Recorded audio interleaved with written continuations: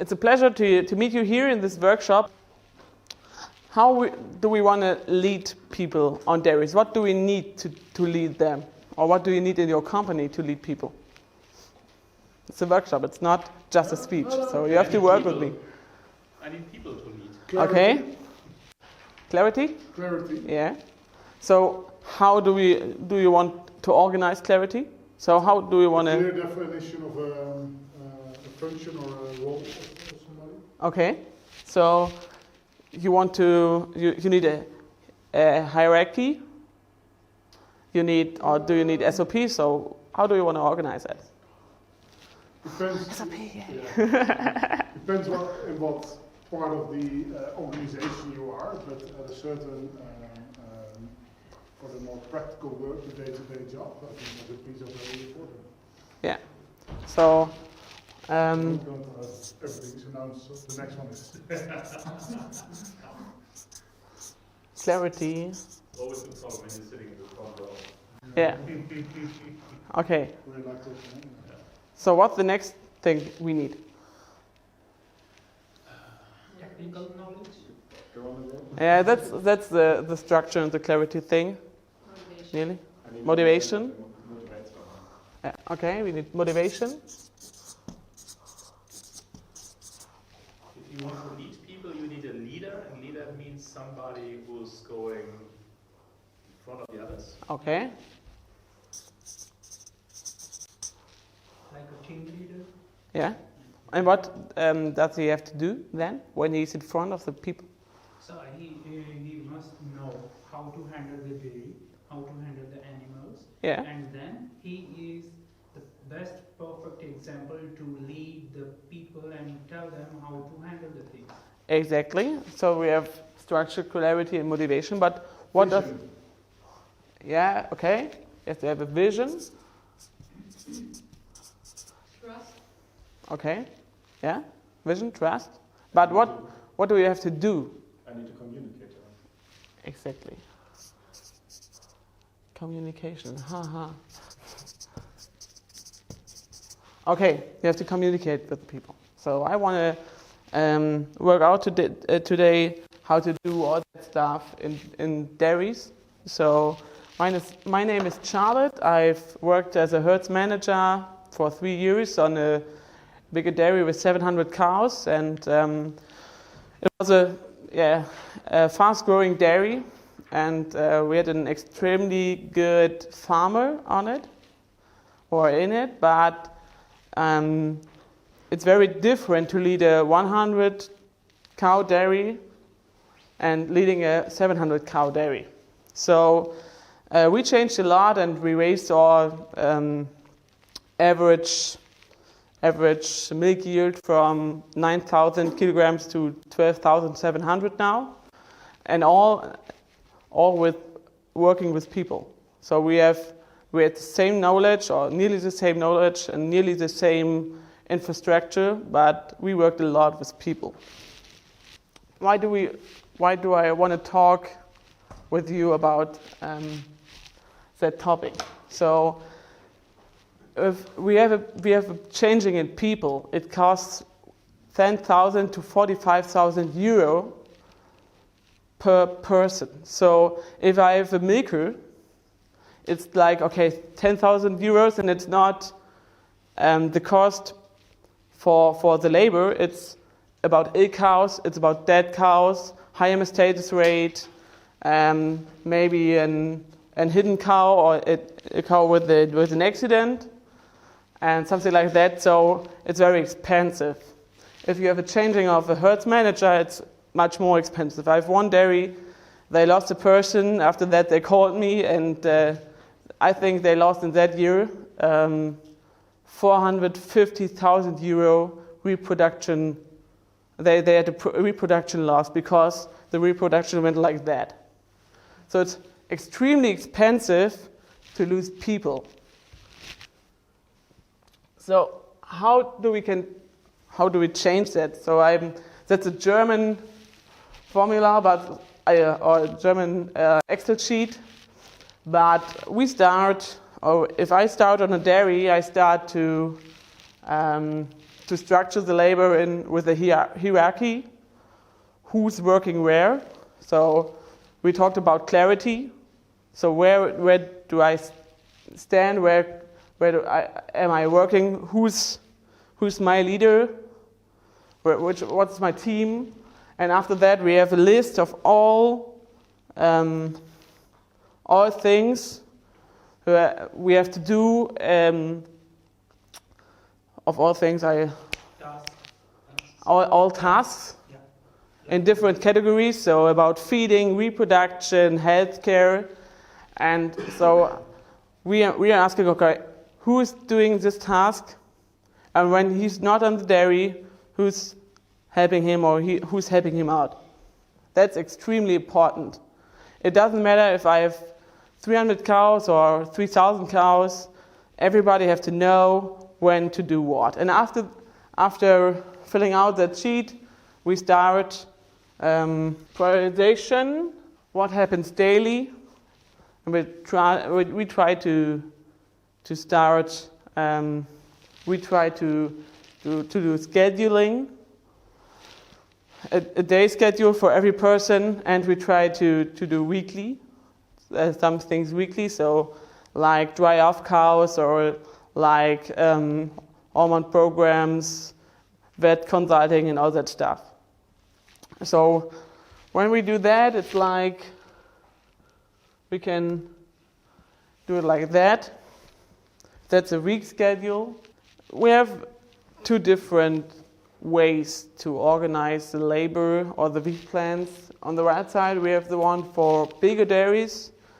They're very structured, and so they are able to do every week the same, but smaller dairies have bigger problems to do that.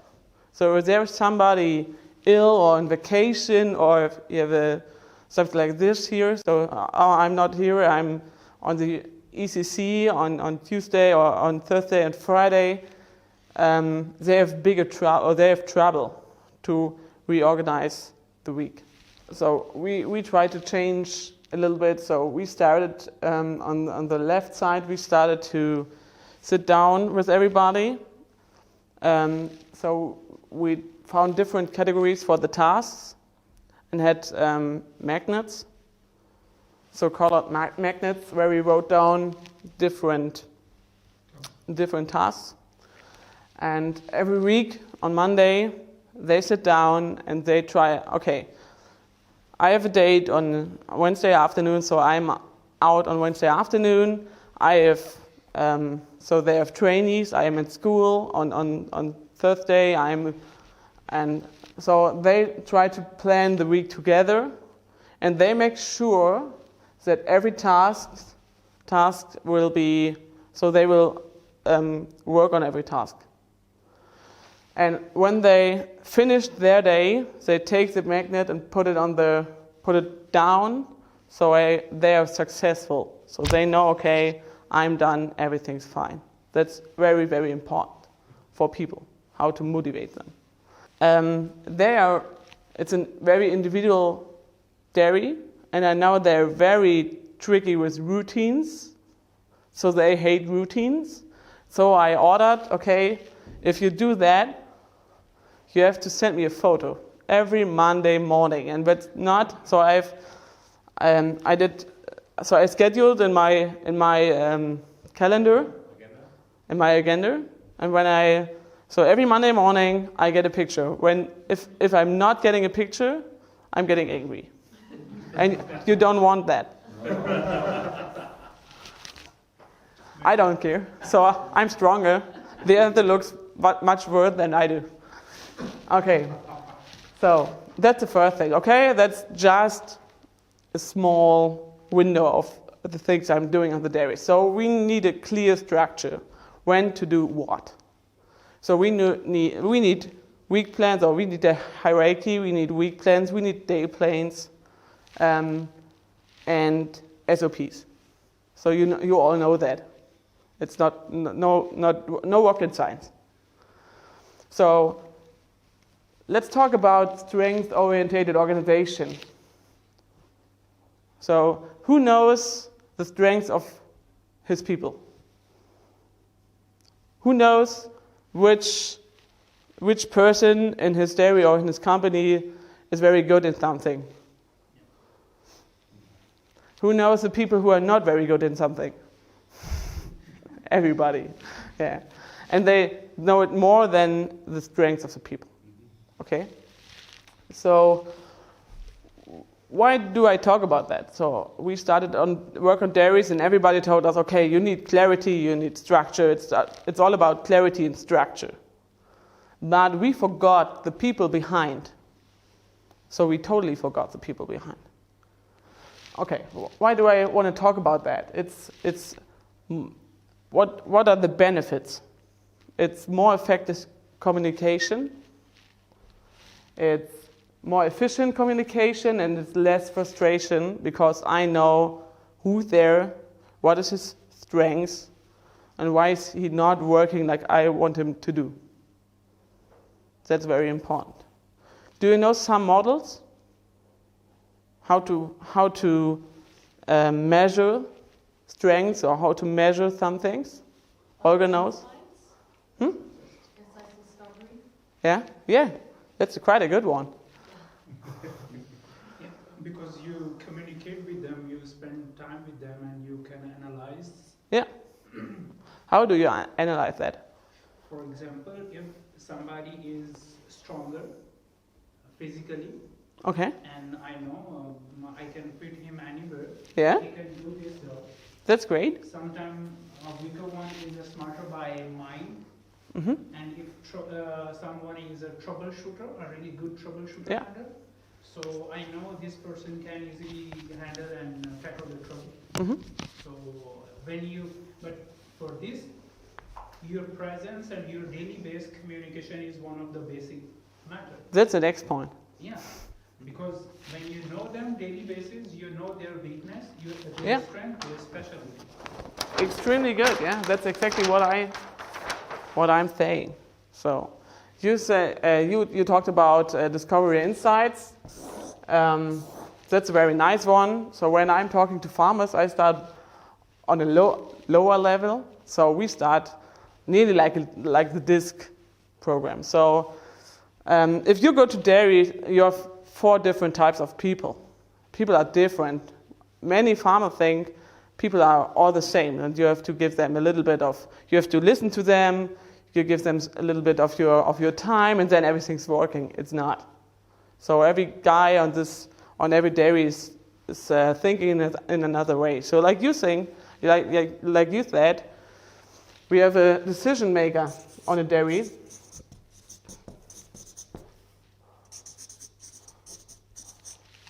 So he's very focused. He likes to reach his goals. He's extremely dominant.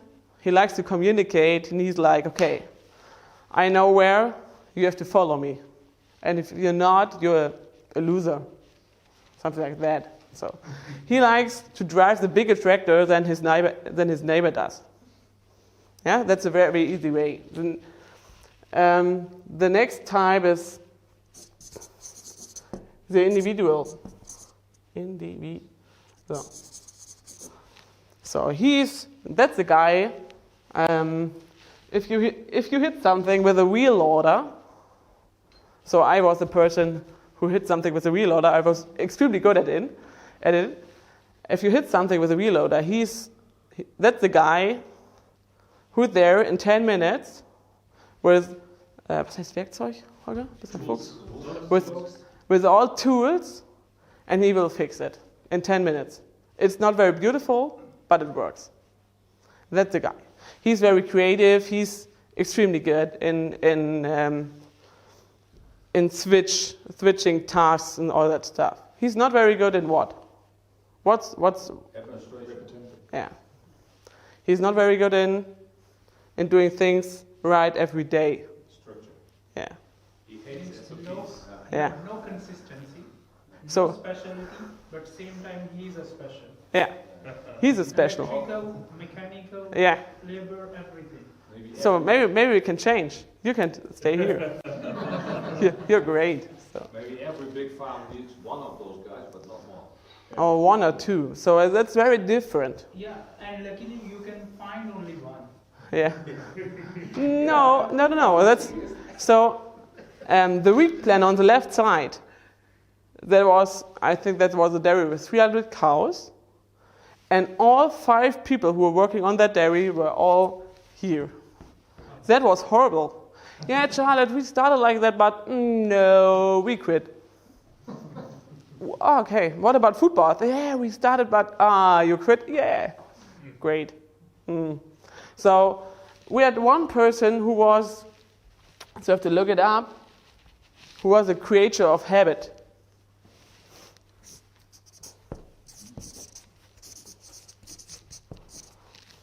They love to do it every day in the same way.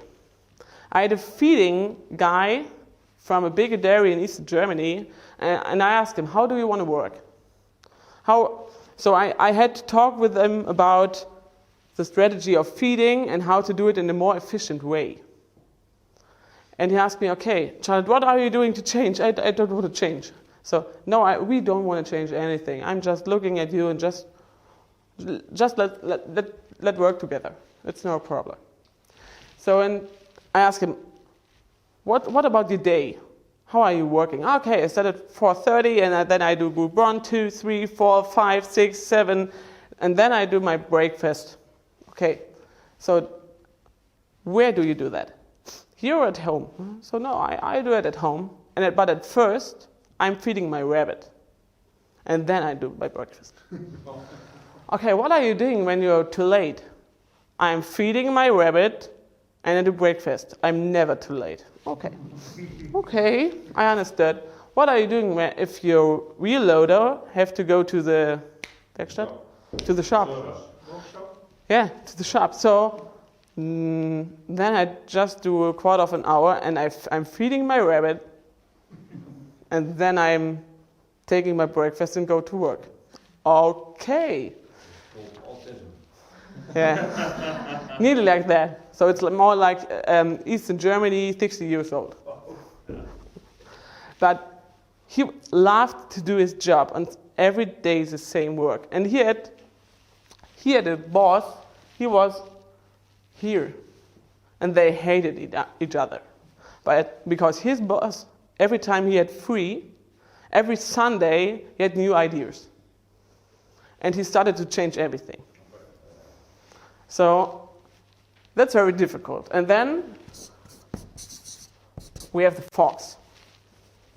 The fox is waiting, analyzing, just looking at everything, and he needs a while to analyze everything. Sometimes he finds a decision, sometimes not, because he's in love with the details and weight them up.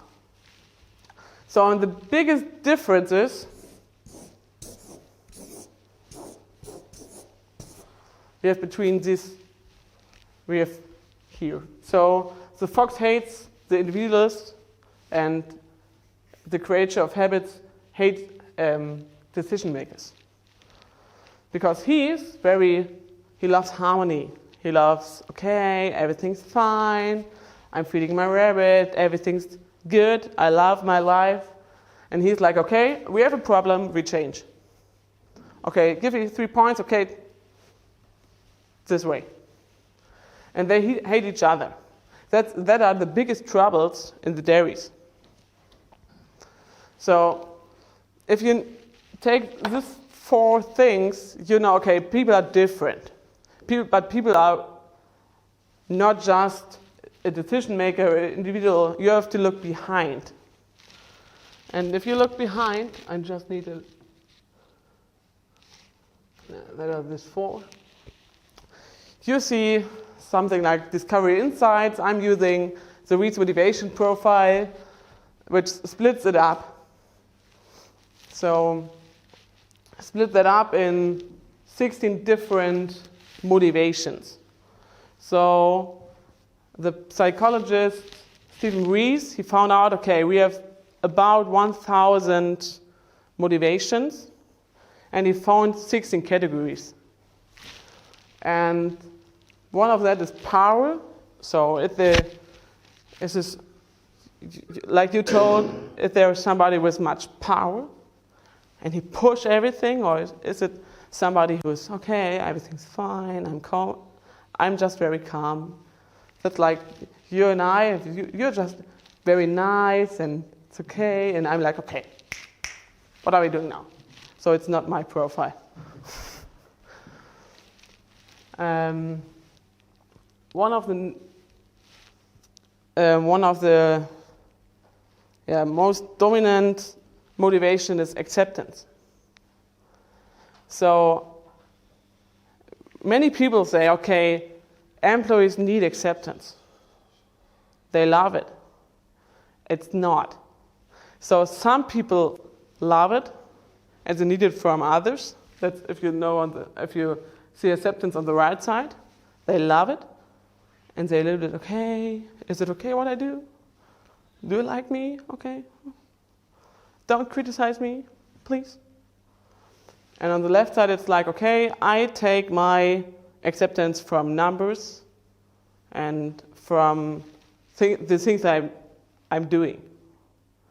So every guy is very different. We have 16 different motivation what pushes us. Okay?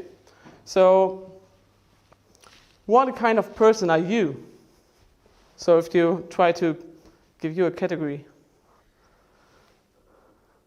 Decision with the individual. Okay. What are you doing? What kind of position do you have? Yeah, I will do like as a manager and owner same time. So I'm owner of the firm, but I'm working as a manager. Okay. Yeah. So how many cows do you have? Where do you? So I have like 1,800 cows Where? in Pakistan. Oh, great. Yeah. So, So- but most of the time my family do this kind because I'm a student. So you're But motivated. wherever I go, I spend 2 years continuously at the farm. Then I moved to Germany. But before that, I was doing everything by myself. So that's why I know these all factors and Yeah. these all employees and people whom with I did work. Sometimes you have to strict, but sometimes you have to ban yourself. Yeah. Because you need work. So you need to think done. So you have to be relaxed, you have to be more. Yeah. And when the work is done, then you have to be like a fox and a decision maker. Yeah. Yeah. And sometimes, if you know it's important, you have to be a creature of habit. Yeah. So, but you're not able to do it the whole day because it's not your strength. No. You don't like it. So you're doing it because it's important, but you don't really like it. And the most important thing is not to know who I am or who am I. The most important thing is to make all the employees know who they are, what their strengths, and how to communicate with. Because that's why we have conflicts on dairies. And you know, sometimes the strength is a source of disadvantage. Yeah. If you know it's my strength and then you start dominating and you start blackmailing or cheating or something. Yeah. So this is worse actually. Yeah, of course. Because they know that I can handle this tractor or I can handle this wagon or I handle this milking equipment. Nobody can do. Then he start, making excuse and priorities and this kind of stuff. This is what I faced all the time. Yeah. And yeah, this is really biggest disadvantage. But I think that's about reflection. So if you reflect them and say, okay, so you're a decision maker, but if the decision maker is dominating everything, we have a big problem. Because he's dominating and it's going in his way, but not in the right way. Yeah. So that's a very big problem. So, but we come back to that later because we talk about communication, but that's a knowledge that's very, very important. That this is too. So this is the disk analysis, right? that's like what this. you see and then Yeah, create your own yeah, business. yeah. That's nearly the same. But we try to translate it for farmers. Yeah, I understand. And that's the model I'm working with farm managers and with owners, because that's not just about how do I feel, but every acceptance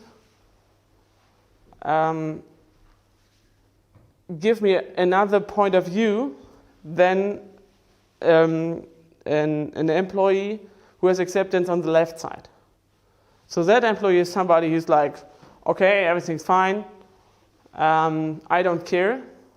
And if you are a farm owner who have acceptance on the right side, that's very difficult because you need that. And you can't change that. These motivations are 60% genetics and 40% is the things you, was heißt Prägung? Nurture. You learn. You learn Yeah. from the surrounding and Yeah, but until social. yeah, until the 15th year Nurture. of your life. Yeah. So it won't change a lot. So you can't change that. That's your personality. But if you know, okay, I need that, you have to look, okay, how can I get acceptance from my people? You need different tools to do that. Okay. So we talked about personality. And we have to talk about self-hugging. You know what self-hugging is? So we love each other. Our brain tells us, okay, you're normal. Everything's fine. You're normal. You're a very great guy. And every time we meet somebody who's not like we are, it's like, okay, yeah, he's weird. He's not right. You're doing wrong. That's very tricky. Because in different dairies, we have that problem that owners tell me, he's a weird guy. No, he's not. He like more acceptance than you are. The guy who is on the left side in acceptance, he's like, okay, he's like, every time you want to know that he's the greatest and he's doing a good job, I don't care. That's like self-hugging. I don't care. For me, it's not normal.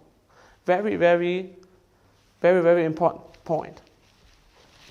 So we are not feeling the right, or we're not seeing the right things.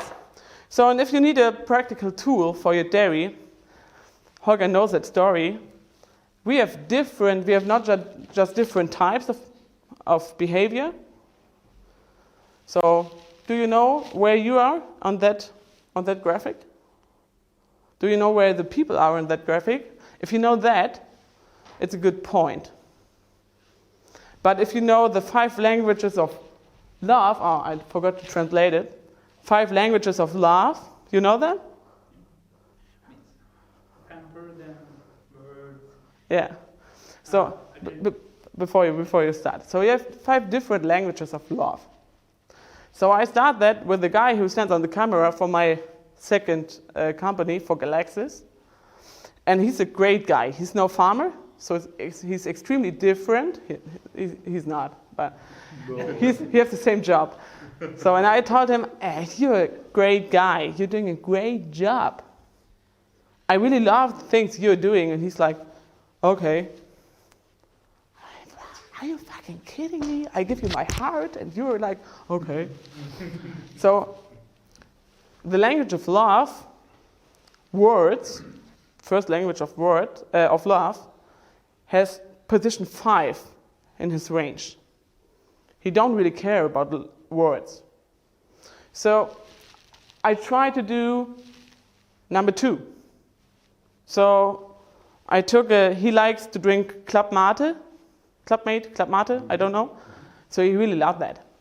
So I just took some bottles of Club Mate, took them with me, and hey, Ollie, I have some Club Mate for you. Okay, thank you.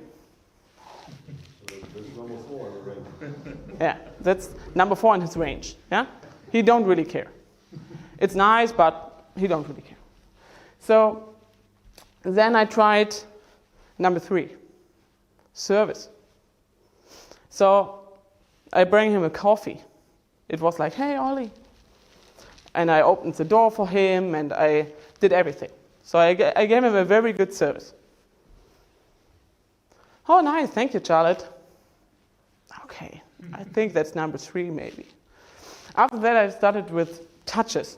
So he's my employee, not like What you think? So one of my clients told me, okay, Charlotte, we have 6 languages of love, and number 6 is the nicest one.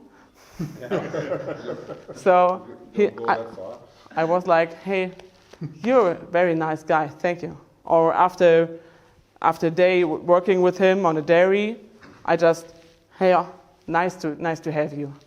Oh, thank you, Charlotte. It's great. So it's okay, that's number 2. And after that, he came, he had a weekend off, and after that on Monday, he came into the office, and I'm like, hey, Ollie, what have you done at the weekend?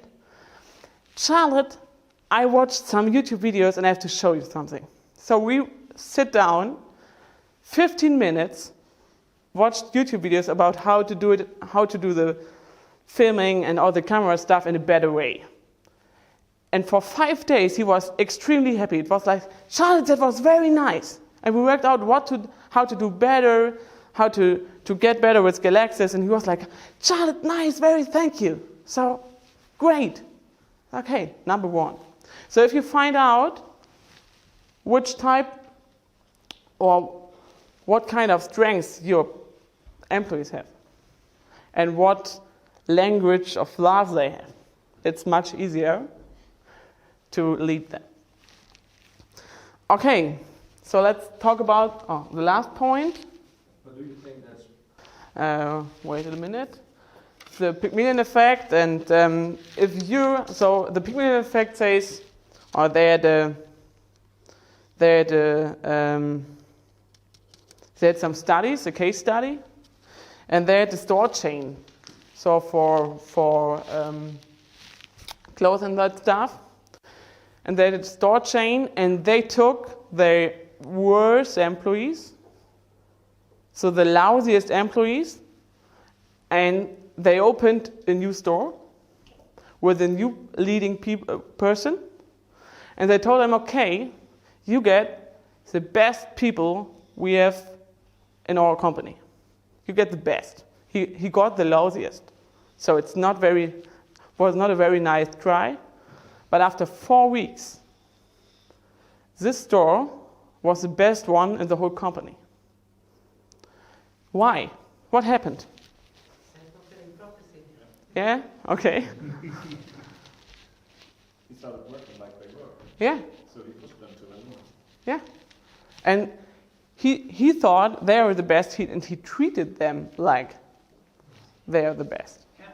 So, and then they go on and they told the people, okay, if there is somebody with something red on his clothes, so maybe red trousers or just a red point on his jacket or something like that, they are the people who are doing the most or spending the most money on this store. And after 4 weeks, people with red trousers and red stuff on their clothes, they spent the most money in the stores because they treated them like, do you need something? Can I bring you a coffee? Everything's fine. So that's the Pygmalion effect. So if I'm going to the dairy and tell everybody, everything's worse, the milk price is low, I hate the government, I don't really like to work, they will behave like that. Yeah, they are already pissed off, and you are making more than nervous. You can get my assistant if you want. So the world reflects you. In our brain, there is mirror neurons. And that's why people are reflecting you. If you're very angry today at the hotel bar, and you're very angry, and you're like, everything's, I hate the ECC, I hate all the people. And I go to you and say, hey, you're the great guy from CMAX, I have a gin tonic for you, what are you saying? He's like, okay, that's I think ECC is quite a good thing. That's quite great. So people are reflecting you faster as you think. Take care of that. Okay, so let's talk about the last point, the culture of discussion, the culture of communication in dairies. So we talked about weeklies. So that's the way we organize weeklies on dairies.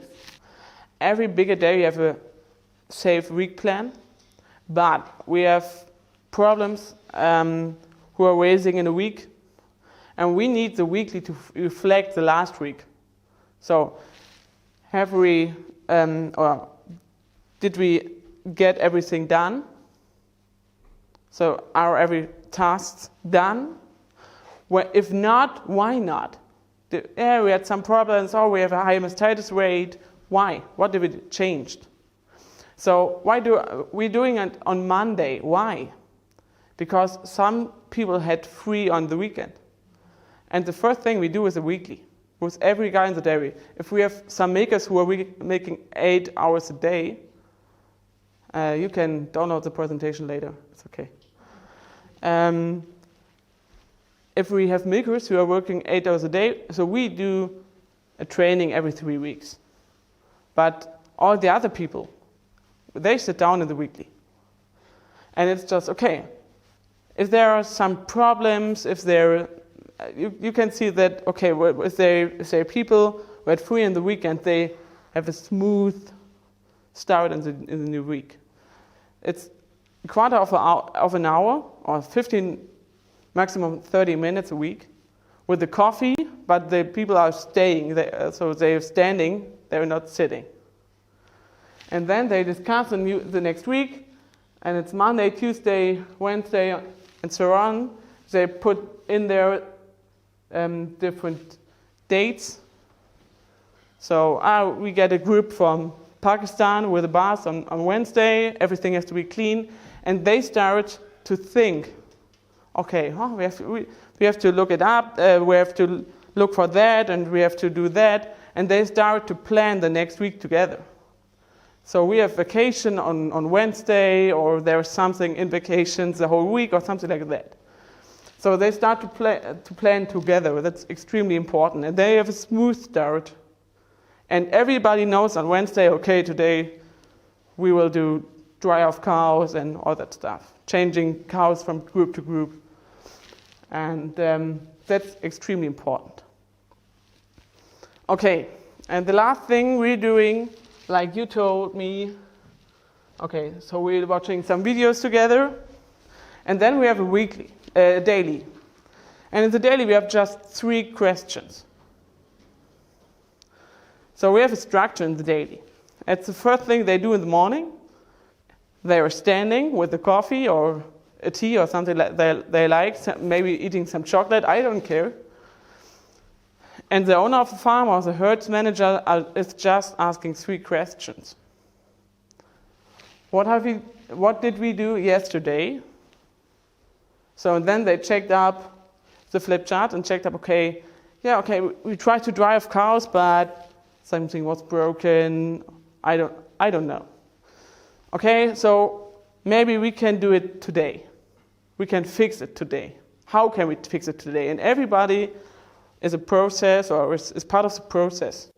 And everybody tries to fix it together. Okay, the second question is, what will we do today? So, okay, we have our flip chart, we know which work do we, or which task do we have to do today.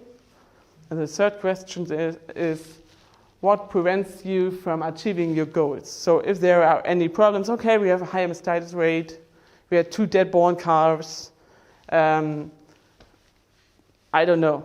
So the reloader is broken, we can change or we can fix problems faster and change it fast before it costs lots of money. So it's much more complicated than this, but I try to give you a little structure of how to lead people easier. So like you told me, it's like working with the people every day. That's extremely important. So look how are they feeling, or how are they acting, feeling, what their strengths, and how to work better. So the leader of the dairy is a decision maker and an individualist. He likes it to do it every day. He likes to solve problems. He really enjoys that. And he's sitting down, he comes in the office on Monday and he's like, Charlotte, we have so many things to do. Okay, so his herdswoman, she's a fox. And she goes to the flip chart, structures everything. She's great. She's very calm. And the creator of habit sit down with a list of topics and just, okay, come together. He cooks, he takes care of the coffee, he takes care of chocolate, and everything's working. So all the trainees, all the feeder, and everybody's there, but these 3 people are all 4 types of people. And one time a week they sit down, okay, we have trouble with calves, and they watch some videos and write down, okay, what do we want to change until next week? So they work like that. But you're talking about routines with pictures. If you try to classify somebody, you have don't listen to him very much. Just look at him how he's working. I just wrote down all. Yeah, that's what I do. When I'm working on dairies, I'm working together with everybody, and I'm extremely watching them. Yeah, because they talk like you want them to talk. But if you watch them working, that's the truth. Mm-hmm. Because they have to concentrate of working. If you look at the people around, do it at the dinner this evening. If you talk with them, they're doing self-hiking the whole day.